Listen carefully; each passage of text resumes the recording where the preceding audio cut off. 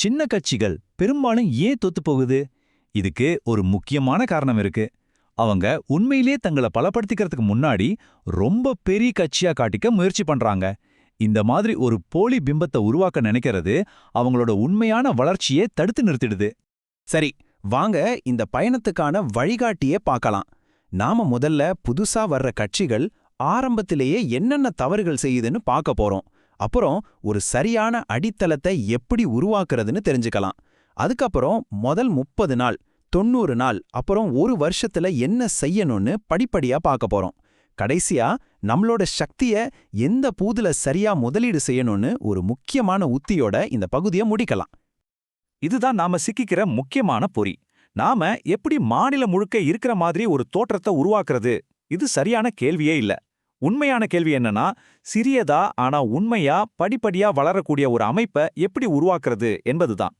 சரி, நாம ஒரு அமைப்பை கட்டியெழுப்புவதற்கு முன்னாடி புதுசா வர்ற கட்சிகள் ஆரம்பத்திலேயே தடுமாறி விழறதுக்கு காரணமான தவறுகள் என்னென்னு முதல்ல அலசி ஆராய்ஞ்சிடலாம்.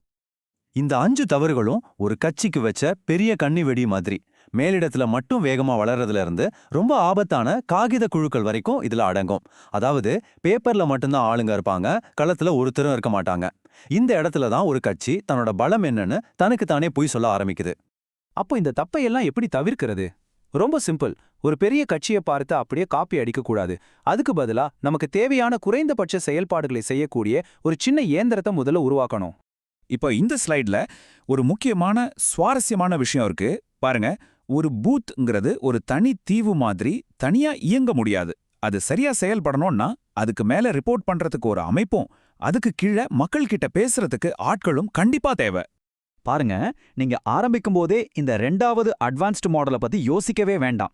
முதல்ல இருக்கிற அந்த சிம்பிள் மாடல் இருந்து ஆரம்பிச்சா போதும். இங்க முக்கியம் எத்தனை பேர் இருக்காங்கன்றது இல்ல, யாருக்கு என்ன வேலைங்கிற தெளிவுதான். முதல்ல வேலையை சரியா நடக்க வைங்க, அப்புறமா அதை விரிவாக்கலாம். சரி, இப்ப நாம முதல் 30 நாள்ல என்ன செய்யணும்னு பார்க்கலாம். இந்த முதல் மாசத்தோட நோக்கம் ஒண்ணுதான். நம்மளோட திட்டத்தை ஒரு சில இடங்கள்ல வெற்றிகரமா செஞ்சு பார்க்கணும். பிரஸ் மீட் வச்சு பெருமையா அறிவிக்கிறது இப்போ நம்ம வேலை இல்ல. இந்த 5 ஸ்டெப்ஸையும் நீங்க சரியா ஃபாலோ பண்ணணும்.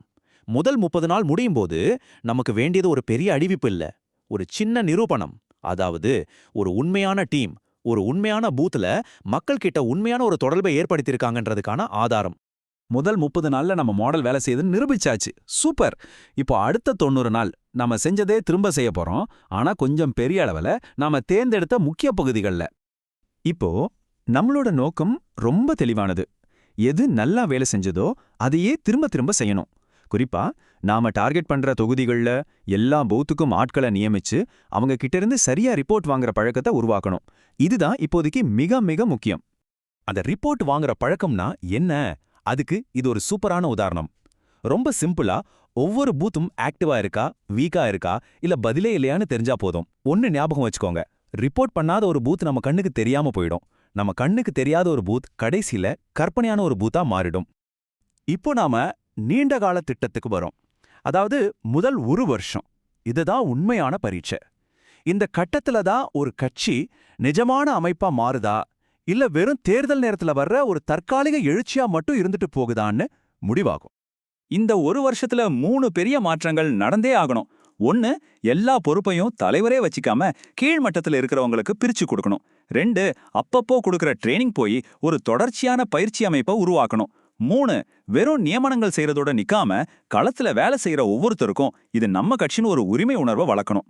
கடைசியா ஒரு ரொம்ப ரொம்ப முக்கியமான கேள்விக்கு வருவோம். நம்ம கிட்ட குறைஞ்ச ஆட்கள், குறைஞ்ச பணம் இருக்கும்போது எந்த பூத்துல முதல்ல கவனம் செலுத்தணும்? இது ஒரு சின்ன கட்சிக்கு மிக மிக முக்கியமான ஒரு வியூகம். நம்மால எல்லா இடத்துலயும் ஒரே நேரத்துல வேலை செய்ய முடியாது இல்லையா?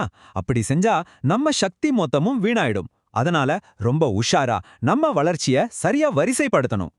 இதுதான் உங்களுக்கான முன்னுரிமை பட்டியல். முதல்ல உங்களுக்கு ஏற்கனவே செல்வாக்கு இருக்கிற இடங்கள்ல கவனம் செலுத்துங்க. அப்பதான் சின்ன சின்ன வெற்றிகள் கிடைக்கும். அது மத்தவங்களுக்கு ஒரு உத்வேகத்தை கொடுக்கும். எல்லா பூத்தையும் ஒரே நேரத்துல கட்டமைக்க முடியும்னு மட்டும் நினைக்காதீங்க, அது நடக்கவே நடக்காது. இது எல்லாத்துக்கும் அடிப்படை 80-20 விதிதான். அதாவது உங்களுடைய 100% சக்தியையும் எல்லா இடத்துலயும் சிதறடிக்காம உங்களுக்கு 80% பலத்தை கொடுக்கக்கூடிய அந்த 20% பூத்துகள்ல மட்டும் முழுசா கவனம் செலுத்துங்க. ஆக நாம கடைசியா புரிஞ்சுக்க வேண்டிய விஷயம் இதுதான். பூத் கட்டமைக்கிறதுங்கிறது ஏதோ மேஜிக் இல்ல, அது ஒரு சிஸ்டமேட்டிக் ப்ராசஸ். முதல்ல சரியான பூத்தை கண்டுபிடிங்க, பொறுப்பாளரை நியமிங்க, பயிற்சி கொடுங்க, களத்துல இறக்குங்க, வேலையை ஆய்வு செய்யுங்க, அதுக்கப்புறம் தான் அடுத்த இடத்துக்கு விரிவுபடுத்தணும். இந்த வழியில தான் சின்ன அமைப்புகள் கூட நம்பகமான பெரிய சக்தியா மாறுது. இதுதான் நாம இந்த முழு பகுதியிலிருந்தும் கத்துக்க வேண்டிய கடைசி மற்றும் மிக முக்கியமான பாடம். எல்லா இடத்துலயும் இருக்கோன்னு ஒரு மாயையை உருவாக்குறதை விட ஒரு சில இடங்கள்ல உண்மையா படிப்படியா வளர்றது தான் எப்பவுமே ஜெயிக்கும். சின்னதா தொடங்குங்க, ஆனா உண்மையா தொடங்குங்க.